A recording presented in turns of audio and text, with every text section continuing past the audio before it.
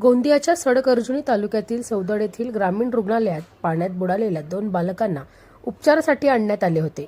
मात्र आवश्यक त्या सोयी-सुविधा उपलब्ध नसल्याने 2 बालकांचा मृत्यू झाल्याचा आरोप मृतक बालकांच्या कुटुंबियांनी केला होता.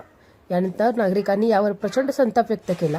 याचीच दखल घेत राष्ट्रवादीचे आमदार माजी मंत्री राजकुमार बडोले यांनी राज्याचे आरोग्य मंत्री प्रकाश आंबेडकर यांच्याकडे तक्रार केली होती. याची दखल त्यांनी गांभीर्याने घेत 10 मार्च रोजी या विषयावर मुंबई येथे बैठक बोलावली आहे. तर दोषींवर कारवाई होणार असल्याची माहिती माजी मंत्री आमदार राजकुमार बडोले यांनी दिली आहे.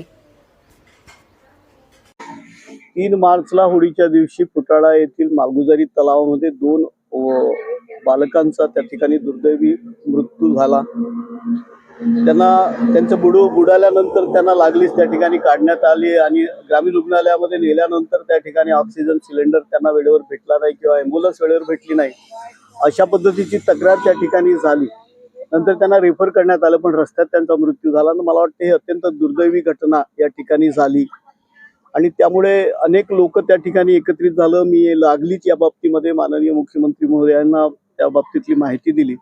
आरोग्यमंत्री महोदयांना पण आम्ही त्या ठिकाणी लगेच सांगितले आणि आरोग्यमंत्री महोदयांनी त्या ठिकाणी बैठक पण ठेवलेली आहे. येणाऱ्या मंगळवारी म्हणजे 10 तारखेला या ठिकाणी बैठक आहे आणि निश्चितच हे सगळे जे विषय आहेत त्याबद्दल ग्रामीण रुग्णालयाची त्या ठिकाणी चौकशी केली जाईल. दोषी जे आहेत त्याच्यावर कार्यवाही होईल.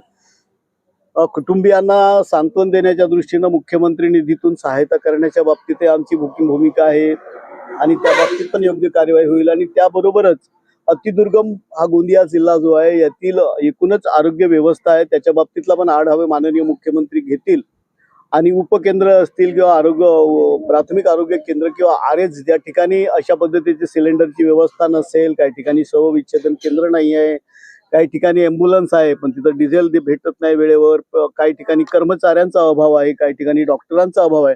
ते सगळे विषय त्या ठिकाणी घेण्यात येतील आणि नक्की याच्यामध्ये एक योग्य पर्याय माननीय मंत्री महोदय आरोग्यमंत्री प्रकाशजी आंबेडकर साहेब घेतील अशी आम्हाला सगळ्यांना आशा आहे.